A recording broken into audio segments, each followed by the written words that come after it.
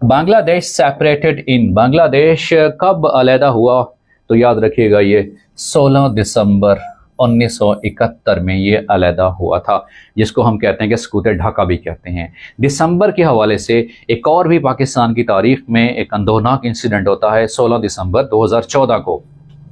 16 दिसंबर 2014 को APS attack होता है, आर्मी पब्लिक स्कूल पे दहशतगर्दों का दहशतगर्दाना अटैक होता है, तो वो भी 16 दिसंबर 2014 को अटैक होता है।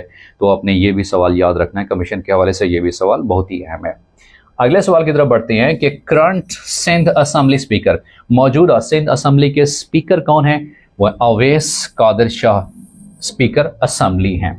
उसके बाद है कि speaker of national assembly in 1973 to 1975, और ये किसका एरा था? ये भुट्टो साहब का एरा था, जुल्फकार अली भुट्टो, ZA भुट्टो साहब का एरा था। और उस वक्त सवाल पूछा हुआ था कि नेशनल असेंबली के स्पीकर कौन से थे?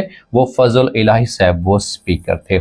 उसके बाद ये सवाल है कि ऑपरेशन इन ईस्ट पाकिस्तान, के ईस्ट पाकिस्तान में जो ऑपरेशन था बगावत को कुचलने के लिए, उस ऑपरेशन का नाम था वो सर्च लाइट ऑपरेशन है। तो ये सवाल पूछा हुआ था। उसके बाद है कि NWSFP फर्स्ट CM, उसके चीफ मिनिस्टर कौन से हैं?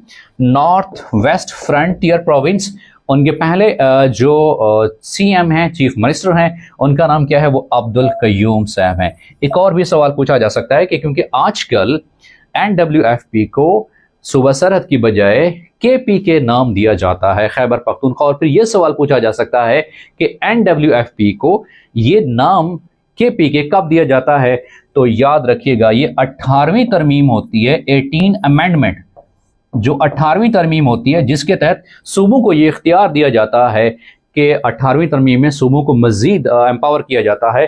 तो 2010 में NWFP का नाम चेंज करके KP के रखा जाता है। ये भी सवाल पूछा जा सकता है। और किस तरमीम के तहत, किस अमेंडमेंट के तहत?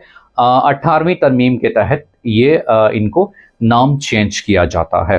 नेक्स्ट क्वेश्चन की तरफ बढ़ते हैं कि अगला सवाल हमारे पास कौन सा है। द नेक्स्ट क्वेश्चन इज, अगला सवाल हमारे पास है 5th March mission belong to, 5th March mission किस से बिलोंग करता है? ये चाइना से बिलोंग करता है। उन्होंने मरीख के ऊपर अपना मिशन भेजा था। अमेज़न फाउंडर, अमेज़न के फाउंडर कौन से हैं? वो जेफ बेज़ोस हैं। And the next question is Anjuman Himayat Islam, Anjuman Himayat Islam कब एस्टैब्लिश की जाती है?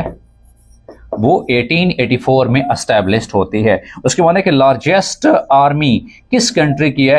तो लार्जेस्ट आर्मी चाइना की है, एक्टिव लार्जेस्ट आर्मी।